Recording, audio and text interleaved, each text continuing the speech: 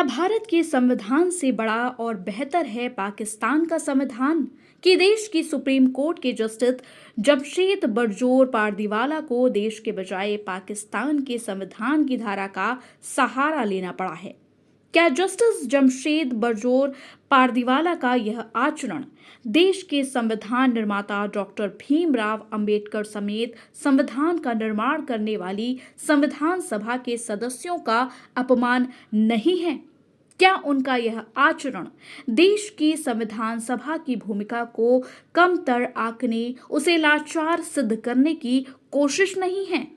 उल्लेखनीय है कि सुप्रीम कोर्ट ने राष्ट्रपति को विधानमंडल द्वारा पारित विधेयकों पर कार्रवाई करने के लिए 3 महीने की समय सीमा तय की है। भारत में समय सीमा की आवश्यकता का समर्थन करने के लिए उसने पाकिस्तान के संविधान का हवाला दिया, जिसमें राष्ट्रपति को सिर्फ 10 दिन का समय दिया गया है।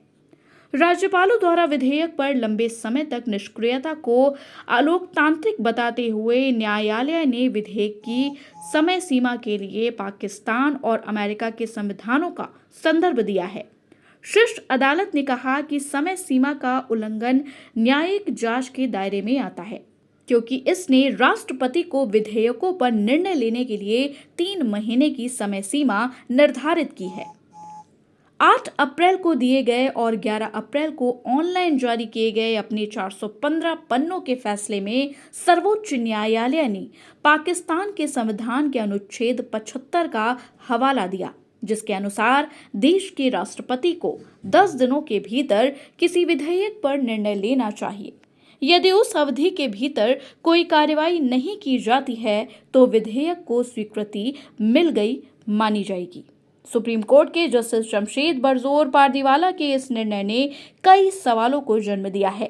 देश के घोषित दुश्मन तथा दुनिया में आतंक परस्त कर्जखोर भिखमंगे की छवि वाले पाकिस्तान में संविधान के नाम पर इस्लामी निजाम और कुरान के अनुसार आचरण को ही पाकिस्तान के संविधान का प्राथमिक कर्तव्य माना गया है।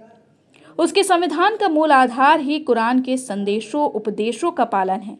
अतः भारत के सुप्रीम कोर्ट के एक जस्टिस का उस पाकिस्तानी संविधान के प्रति ऐसा मोह और आस्था कई सवालों को जन्म देने वाली है।